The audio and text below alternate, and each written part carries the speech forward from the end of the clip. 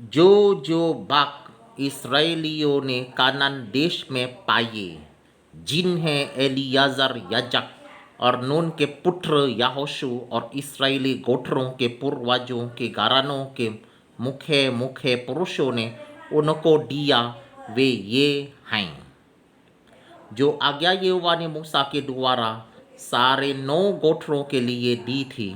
उसके अनुसार उनके भाग चिट्ठी डालकर दिए जाए। मूसा ने तो 2.5 गोत्रों से भाग यरदन पार दिए थे, परंतु लेवियों को उसने उनके बीच कोई भाग न दिया था।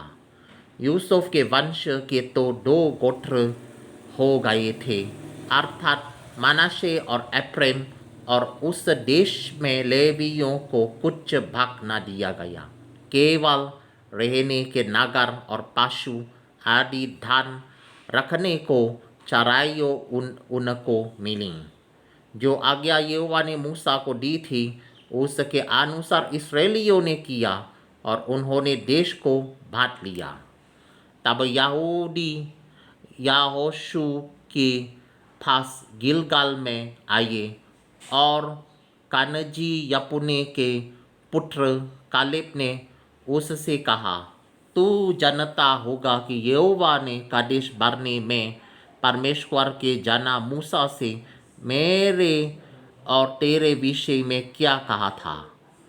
जब यहोवा के दास मूसा ने मुझे इस देश का भेद लेने के लिए कादेश बरने से भेजा था, तब मैं 40 वर्ष का था और मैं सच्चे मन से उसके पास संदेश ले आया। और मेरे साथी जो मेरे संग गए थे, उन्होंने तो प्रजा के लोगों का मन निराश कर दिया, परंतु मैंने अपने परमेश्वर यहोवा की पूरी रीति से बात मानी।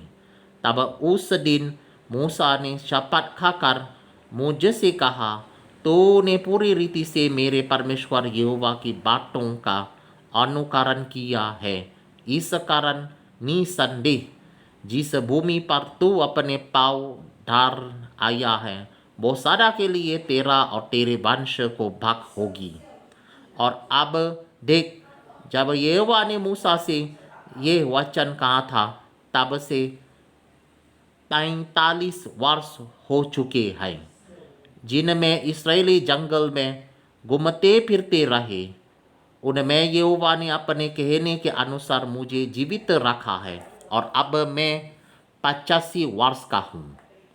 जितनी बाल मूसा के भेजने के दिन मुझ में था, उतना बाल अभी तक मुझ में है।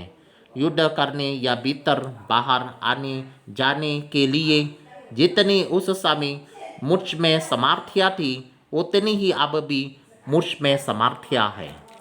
इसलिए अब वो पहाड़ी मुझे जिसकी चर्चा यहोवा ने उस दिन की थी, तूने तो उस दिन सुना होगा कि उसमें आनक वंशी रहते हैं और बारे बारे गार वाले नगर भी हैं। परंतु क्या जाने, संभव है कि यहोवा मेरे संग रहे और उसके कहने के अनुसार मैं उन्हें उनके देश से निकाल दूं। तब यहोवा ने उसको आशीर्वाद दिया और हेब्रोन को यपुने के पुत्र कालेब का भाग कर दिया।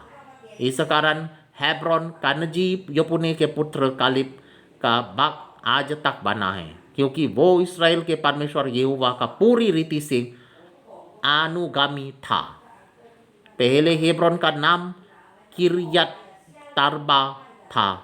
वो अरबा आनाकिया में सबसे बड़ा पुरुष था और इस देश को लड़ाई से शांति मिली।